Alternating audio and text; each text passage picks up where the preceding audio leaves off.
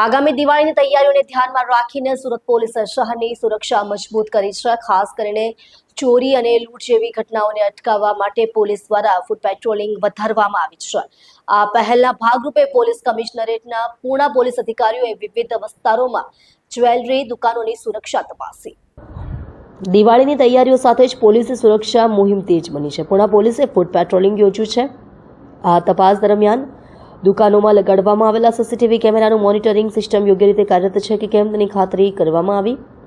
Police અધિકારીઓએ દુકાન માલિકો સાથે ચર્ચા કરીને તેમની સુરક્ષા સાવચેતીઓ વધારવાની સૂચનાઓ આપી.